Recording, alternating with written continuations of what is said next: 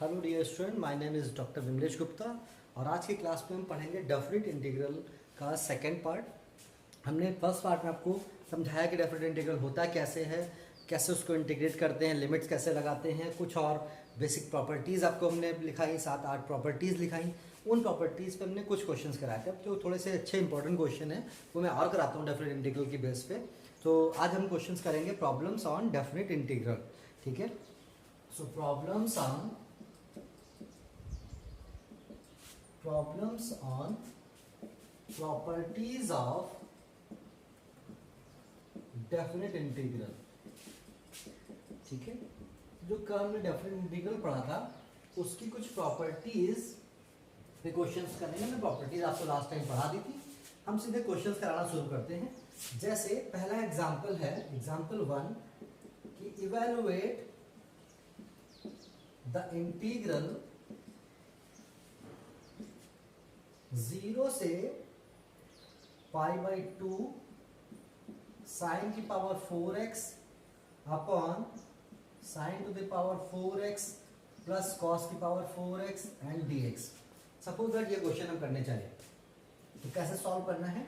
एक प्रॉपर्टी हमने आपको पढ़ाई थी, since 0 to a fx dx is equal to होता है 0 to a f of a minus x dx। ये सबसे इंपॉर्टेंट प्रॉपर्टी हमने कल भी आपको बताया था कि इस प्रॉपर्टी का यूज सबसे ज्यादा हम करेंगे और इवन ऑड वाली करेंगे। तो अगर इसको हम देखें तो दिस इंप्लाइज 0 से π/2 जो दिया है इसको इक्वेशन 1 मान लें हम यहीं पे, या दोबारा से लिख लेते हैं। ये इक्वेशन हमें दी है 0 से π/2 sin की पावर 4x अपॉन sin की पावर 4x प्लस cos की पावर 4x dx। ये दिस इज इक्वेशन नंबर 1 मानी और इस पे ये प्रॉपर्टी अप्लाई कर दी। सो नाउ दिस इंप्लाइज 0 से π/2 sin to the power 4x upon sin to the power 4x plus cos की पावर 4x dx। ये हमारे पास हो जाएगा 0 से π/2 वही रहता है हमारे पास। यहाँ a कितना है π/2, तो ये हो जाएगा sin cube power 4 π/2 minus x upon sin की power 4 π/2 minus x plus cos to the power 4 π/2 minus x and this whole thing of dx। अब आप जानते हो कि sin 90 माइनस थीटा कितना होता है cos थीटा, तो ये इक्वेशन बदल के हो जाएगी, जिसको हम लिख सकते हैं ये हो जाएगा 0 से π/2 दिस इज cos की पावर 4x अपॉन ये हो जाएगा आपके पास cos to the power 4x और ये आपके पास हो जाएगा cos 90 माइनस थीटा भी sin थीटा होता है, ये हो जाएगा sin 4x और dx। This is your equation number 2।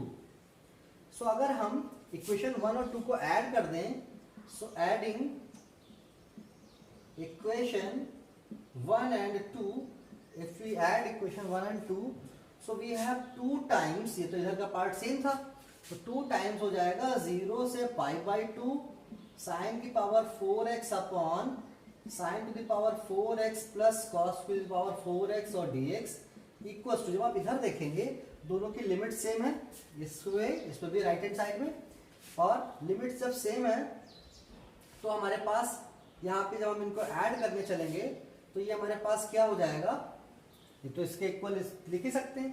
तो ये हमारे पास हो जाएगा 0 से π/2, ऊपर बचेगा sin की पावर 4x, नीचे एलसीएम ले सकते हैं, सेम है cos x प्लस sin की पावर 4x, या a प्लस बी लिखे या a माइनस बी लिखे। फिर से देखिए यहाँ नीचे जो ये लिखा हुआ है वही ये लिखा हुआ है, तो नीचे का हमारा सेम हो गया, और ऊपर हमारे पास यहाँ से बचेगा sin की पावर 4, यहाँ से बचेगा cos की पावर 4। तो यहाँ से क्योंकि ये इसके इक्वल है तो ये जो वैल्यू थी 0 से π/2 sin to the power 4x upon sin की पावर 4x प्लस cos की पावर 4x dx। ये लेफ्ट हैंड साइड दोनों का सेम है लेकिन राइट हैंड साइड का वैल्यूज अलग अलग थी, तो यहाँ पे हमारे पास ऐड हो जाएगा और ये हो जाएगा cos की power 4x and this whole thing of dx। तो अब देखो ये वैल्यू इससे पूरी पूरी कैंसिल हो जा रही है, जब ये कैंसिल हो जाएगा तो इंटीग्रल बन जाएगा 0 से π/2 दिस इज 1 एंड dx। और आप 1 का इंटीग्रेशन जानते क्या होता है, दिस इज 1 का इंटीग्रेशन x होगा और x ही हो जाएगा 0 से π/2। तो वैल्यू आएगी यहाँ से π/2। ये लेकिन किसकी वैल्यू थी, 2 टाइम 0 से π/2 साइन की पावर 4 जिसको हम i मानते हैं, 4x dx अपॉन साइन की पावर 4x प्लस कॉस की पावर 4x, ठीक है।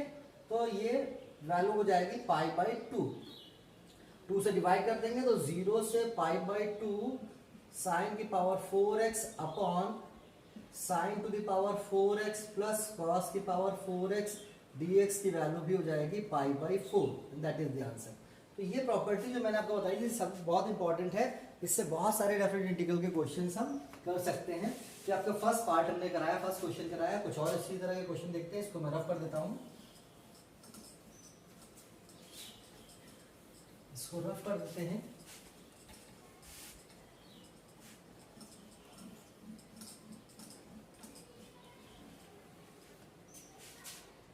दूसरा एक एग्जांपल और लिखते हैं, एग्जांपल 2 इसी तरह का है। 0 से pi by 2 sine 2x log of tan x dx।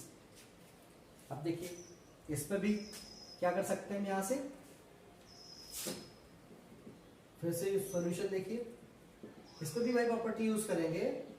Since 0 to a f of x dx is same as 0 to a f of a minus x and dx।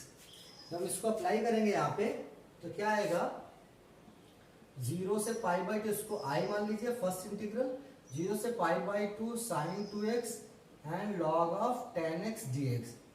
अब आप अप्लाई कर दीजिए इसको तो क्या हो जाएगा, i इक्वल्स टू 0 से पाई बाई 2 साइन 2 टाइम, ठीक है, पाई बाई 2 माइनस एक्स, और ये हो जाएगा log of tan pi by 2 minus x and dx।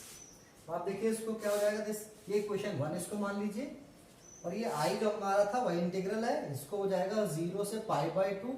अगर आप 2 को अंदर भेजोगे तो हो जाएगा साइन पाई माइनस 2x, क्या हो जाएगा, साइन पाई माइनस 2x, और ये हो जाएगा log of tan 90 minus theta is cot theta यानी कॉट x, और ये हो जाएगा dx। तो आप यहाँ से देखिए i इक्वल्स टू क्या हो गया, 0 से पाई बाई 2, फिर समझिए sine 180 minus theta, sine 90 sine का साइन ही रहता है, आपको पता है 180 माइनस थीटा चेंज नहीं होता है, तो साइन 90 माइनस थीटा पॉजिटिव भी रहेगा, और ये हो जाएगा सिंपली साइन 2x। बट ये हम इसको लिख सकते हैं, कॉट x को लिख सकते हैं 1 अपॉन का tan x और dx। नेक्स्ट हम जानते हैं कि लॉग में 1 अपॉन x की वैल्यू क्या होती है, minus log x। This is i equals to 0 से पाई बाई 2 साइन, माइनस बाहर आ जाएगा 2x, और ये फिर से बन जाएगा log of tan x dx। इस बात को ठीक से समझिए, ये हमारी क्वेश्चन नंबर 2 हो गई है इक्वल्स टू। देखिए जरा फिर से, tan में ये वैल्यू हमारी क्या हुई, 1 अपॉन tan, मतलब लॉग में जब भी वैल्यू हम पढ़ते हैं लॉग 1 अपॉन x से सिंपली ऐसा इसको लिखते हैं log 1 minus log x, log a upon b मतलब log a minus log b।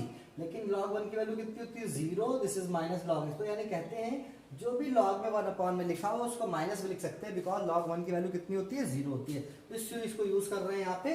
अब आप देखिए ये क्वेश्चन 1 ये क्वेश्चन 2 हो गई, दोनों i की वैल्यूज हैं।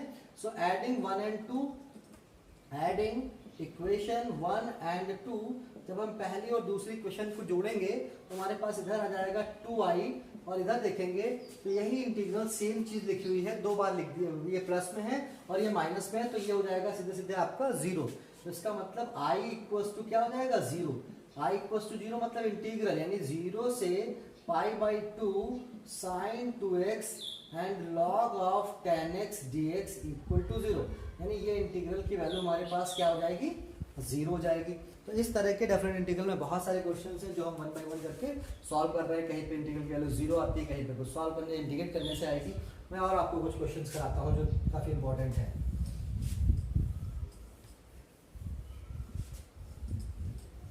इसको मैं रफ कर देता हूँ और एग्जाम्पल 3 में यहाँ से लिखता हूँ, ये भी इंपॉर्टेंट है। जैसे हम इसको लिखते हैं, सिंपल है, 0 से a under root x upon under root x plus under root a minus x dx। ये भी उसी प्रॉपर्टी में सॉल्व होगा, ये हम कर भी चुके हैं। ऐसा एक सवाल क्या लिख सकते हैं, using 0 to a f of x dx equals to 0 to a f of a minus x and dx।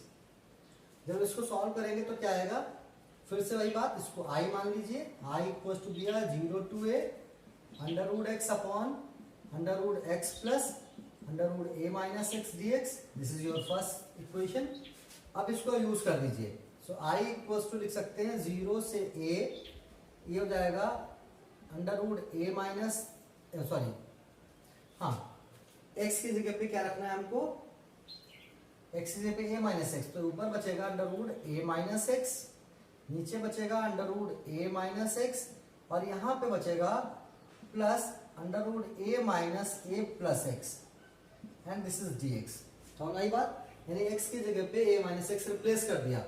तो यहाँ i इक्वल्स टू बचा 0 to a under root a minus x upon ये under root a minus x बचा, और ये आपका a cut गया तो बचेगा प्लस का अंडर रूट x, और ये बचा dx। This is equation number 2। अब आप फिर से वही काम करिए, so adding the equation 1 and 2, adding equation 1 and 2, अगर हम पहली और दूसरी इक्वेशंस को जोड़ें तो यहाँ पे हमारे पास हो जाएगा 2i इक्वल्स टू 0 से a, ऊपर बचेगा इस वाले इंटीग्रल से बचेगा अंडर रूट एक्स, और इस इंटीग्रल से बचेगा under root a minus x, और डिनोमिनेटर दोनों का सेम है पहले दूसरे इक्वेशन का, तो ये बच जाएगा under root x plus under root a minus x, और आपको दिख रहा है कि दोनों टर्म सेम हो गए तो ये इससे कट जाएगा, यानी बचेगा 2i equals to 0 to a only, this is 1 into dx। So what is 2i, this is integral x, limit हो गई 0 से a, so this is 2i equals to a, so I equals to a by 2। That mean जो हम solve कर रहे थे integral, यानी 0 से a under root x upon under root x plus under root a minus x dx, this is a by 2। तो हमें integrate करने की जरूरत नहीं पड़ती है, और इन ट्रिक से, इन प्रॉपर्टीज के यूज से हम बहुत ही इजीली इन इंटीग्रल्स को सॉल्व कर सकते हैं। That was the third example जिसको हम यहाँ पे कर रहे थे। कुछ और अच्छे क्वेश्चन हम यहाँ से करते हैं, इसको रफ कर देता हूं मैं, इसको रफ कर देते हैं। एक और अच्छा सा सवाल लिखते हैं, नंबर 4। जैसे हमने लिखा 0 से pi by 2 sine x minus का cos x upon 1 plus sine x plus cos x dx। अगर हम इसको देखें और वही प्रॉपर्टी सिंपल सी यूज कर जाते हैं, क्वेश्चन में वही प्रॉपर्टी यूज होती है, तो हमारे पास ये क्या आएगा, ये i इक्वल्स टू हमने माना 0 से pi by 2 sine x minus cos x. ऐसे इसको इंटीग्रेट करना विदाउट प्रॉपर्टी बहुत लेंथी है, बहुत कैलकुलेटिव है। प्रॉपर्टी की हेल्प से हम आसानी से सॉल्व कर सकते हैं इसको। तो ये आ गया sign x minus cos x, ये लिखा है 1 plus sine x plus cos x dx। हम यहाँ लिख रहे हैं using 0 to a fx dx equals to 0 to a f of a minus x into dx। ठीक है, जब हम अप्लाई करेंगे तो i इक्वल्स टू, इसको इक्वेशन 1 भी मान लीजिए, ये i इक्वल्स टू हो जाएगा 0 से पाई बाई 2, ये हो जाएगा sine pi by 2 minus x minus cos pi by 2 minus x. ठीक है, और नीचे बचेगा 1 plus sine pi by 2 minus x और plus cos pi by 2 minus x और dx। देखते हैं यहाँ क्या बचता है, तो i बराबर हमारे पास बचेगा 0 से पाई बाई 2। अब यहाँ देखते हैं साइन 90 माइनस थीटा कॉस होता है, कॉस 90 माइनस थीटा साइन होता है, तो ये साइन के बजाय बचेगा जाके कॉस एक्स, और ये कॉस के बजाय बचेगा यहाँ पे साइन एक्स। नीचे आपके पास बचेगा 1 प्लस कॉस एक्स और ये बचेगा साइन एक्स। क्यों? क्योंकि साइन 90 माइनस थीटा कॉस और कॉस 90 माइनस थीटा साइन होता है। That was the equation number 2। और अगर हम इन दोनों को जोड़ दें, सो एडिंग इक्वेशन 1 एंड 2, अगर हम इन दोनों इक्वेशंस को जोड़ेंगे तो हम फिर से पाएंगे 2i इक्वल्स टू क्या होता है, जब इनको आप जोड़ रहे होंगे तो लिमिट सेम है, 0 से पाई बाई 2 सेम कर दिया, डिनोमिनेटर भी सेम हमें दिख रहा है, तो डिनोमिनेटर हमने लिख दिया 1 plus sine x plus cos x, क्योंकि चाहे a प्लस बी लिखे या b प्लस ए लिखे दोनों सेम हो जाता है। ऊपर देखिएगा आपके ऊपर पहले में बचा था sign x minus cos x, और दूसरे में आया है ये cos x माइनस का sin x। तो अगर हम इसको dx देखें तो cos से कट गया, sin से कट गया, यानी वैल्यू आ गई 0। Do that means two y equals to 0, तो i इक्वल्स टू 0। i का मतलब जो इंटीग्रल दिया था, इसका मतलब जो हमारा इंटीग्रल था i इक्वल्स टू 0 से π/2 ये sin x minus cos x upon 1 plus sin x plus cos x dx बराबर कितनी वैल्यू आएगी 0। तो सोचिए कितना आसान है, हमें इंटीग्रेट करना भी नहीं पड़ा, सिर्फ प्रॉपर्टी की हेल्प से हम इसको प्रूव कर पाए। कुछ और अच्छे क्वेश्चन देखते हैं। ये आपका फोर्थ हो गया।